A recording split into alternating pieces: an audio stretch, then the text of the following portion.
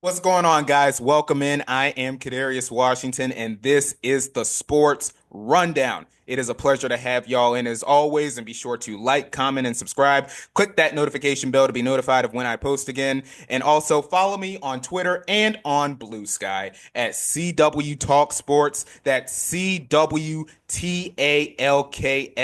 Sports. And man, oh man, oh man, did we have a very fun night in sports last night. Now, listen, folks, I came here on the sports rundown yesterday and I said that I could see that Nick Piston series going to 7 games. Wrong. Jalen Brunson and that Knicks team said, we're ending this thing tonight. And that's exactly what they did as the Knicks take the first round series over the Detroit Pistons. 116-113 was your final score in that game six. And you had a lot of Knicks step up in this game too. You had Mikal Bridges, excuse me, who had 25 points in the game. You had OG Anunoby, who had 22 and was absolutely phenomenal. Karl Anthony Towns didn't play well in the game. 10 points on 10 shots and ended up fouling out of the game with, I think, less than 2 minutes left in the fourth quarter. And then Jalen freaking Brunson.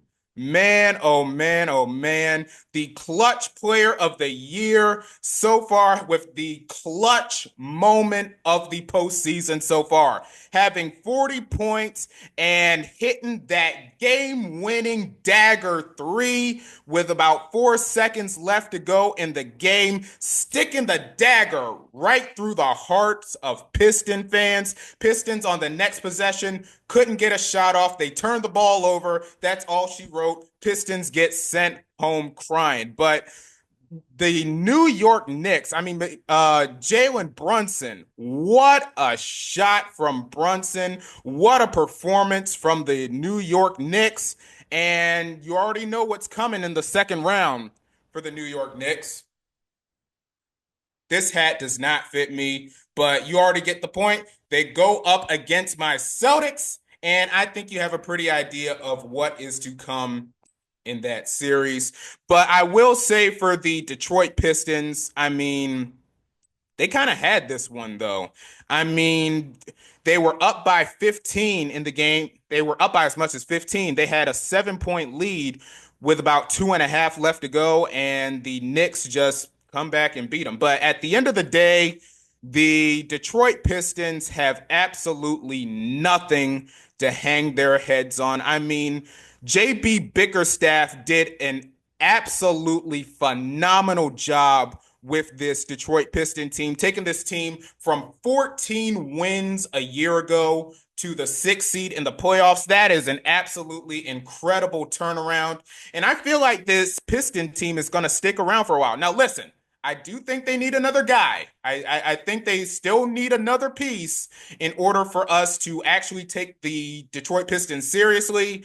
But what an incredible season, incredible series, and very entertaining as far as that's concerned. Now, what I will say about this, about the game two, the 3 point shooting in the game was absolutely abysmal. The New York Knicks shooting 33% from the three, and the Detroit Pistons shooting 26% from the three. And between the two teams, there were a good number of fouls called in this game too.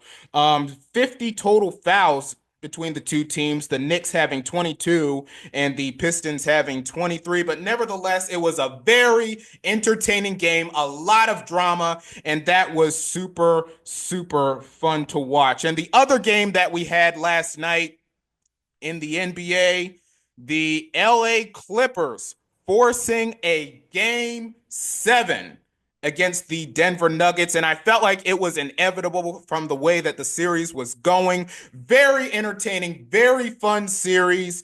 And the LA Clippers forcing once again a game 7.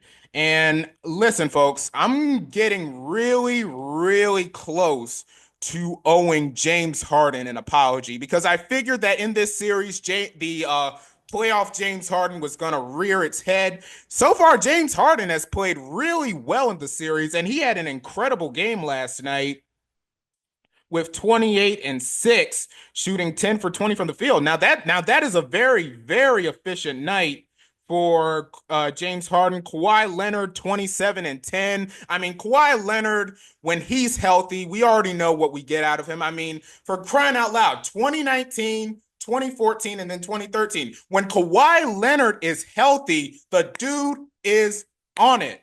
And the LA Clippers, I mean, they're a very dangerous team. The Clippers are a very, very dangerous team. No bones about that one.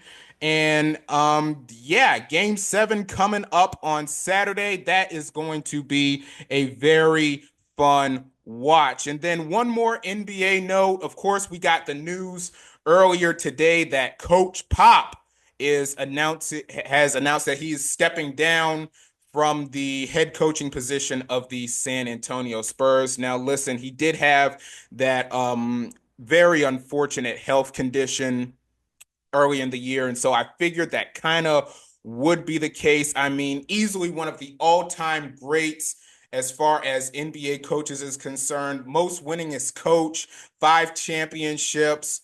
I mean, incredible career for Coach Pop, and I hope and I definitely pray that his recovery is going well. And then we had some hockey last night too. Like I said yesterday, I was into the hockey playoffs. We had the Maple Leafs, who I was kind of worried about, but thankfully the Maple Leafs close out their series against the Ottawa Senators. Now, listen, when the Senators tied the game up at 2-2, I was really worried for the Maple Leafs, saying, "Oh my goodness, they're really good. They're gonna choke.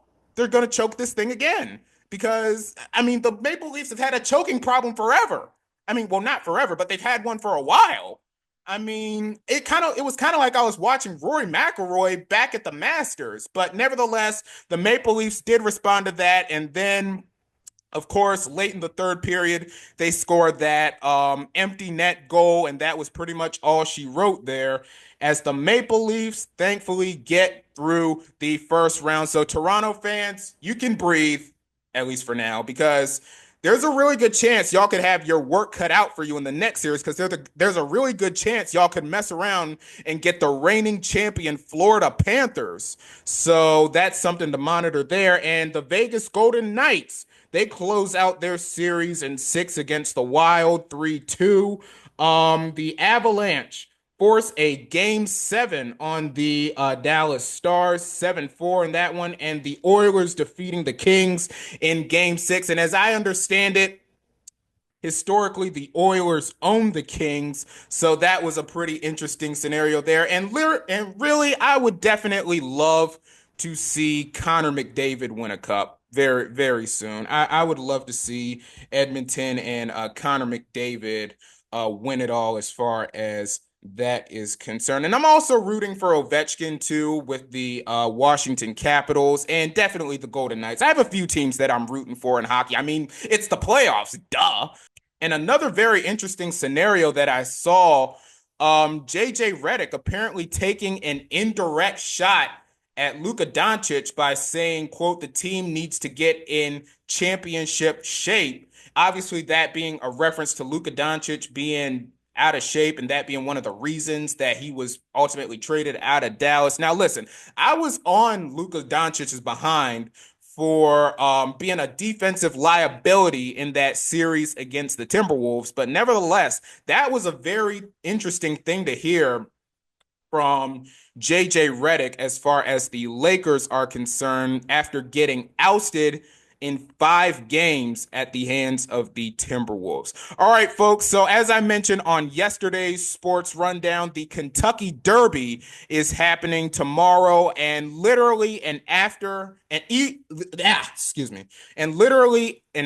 after I stopped recording and I uploaded my sports rundown, I got the news that Rodriguez, one of Bob Baffert's horses, was a scratch, and so Baeza is now in the field, and I have the full odds for you here for all the horses. So Citizen Bull right now, his odds are at 14 to 1. You've got Neokios, his odds are at 48 to 1. Final Gambit, if this dang computer would load, and it's frozen.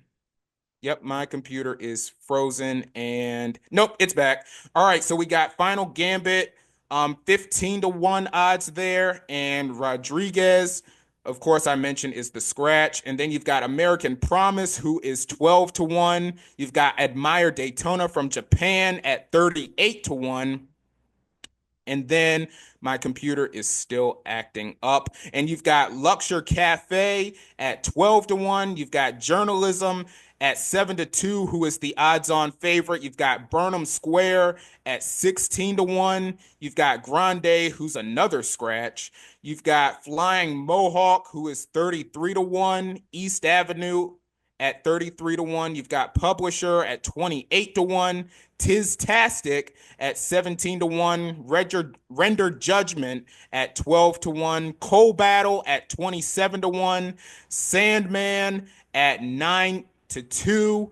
And Sovereignty at 9 to 1. Chunk of Gold at 29 to 1. Owen Almighty at 38 to 1, and of course Baeza at 21 to 1. Now, I've been hearing a lot of steam about Baeza being a horse to watch as far as the Derby is concerned. So I'm definitely going to keep my eye on Baeza. At least I hope I'm pronouncing that name right, as far as the Kentucky Derby is concerned. And I'm really excited for the horse racing season and the Triple Crown. And it's another great American sporting event. And we have a pretty modest sports night tonight, too. Only one game on the NBA card. That's the Rockets taking on the Warriors in Game 6.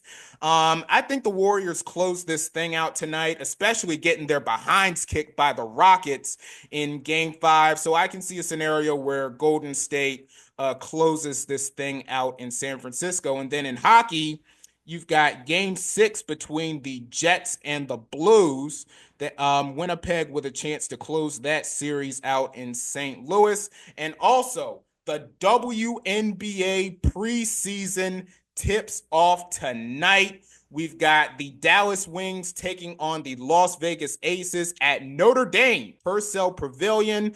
Of course, a couple of storylines going into that one. We get our unofficial first look at Paige Beckers in a Dallas Wings uniform. And of course, Jackie Young of the Las Vegas Aces and Enrique Agumbawale of the Dallas Wings were members of the 2018 championship team for Notre Dame, and then getting drafted a year later, both of them. So that's going to be very fun to watch. And then, of course, you've got the Chicago Sky taking on the Brazilian national team at the PMAC Center in Baton Rouge. As you see, I got my Angel Reese jersey on, as Reese and Haley Van Lith will be returning to the PMAC Center for the first time as pros, and that's going to be very fun to watch. And we've got another college reunion going on this weekend on Sunday, as Caitlin Clark will make her long-awaited return to Carver Hawkeye Arena, and I think they're also taking on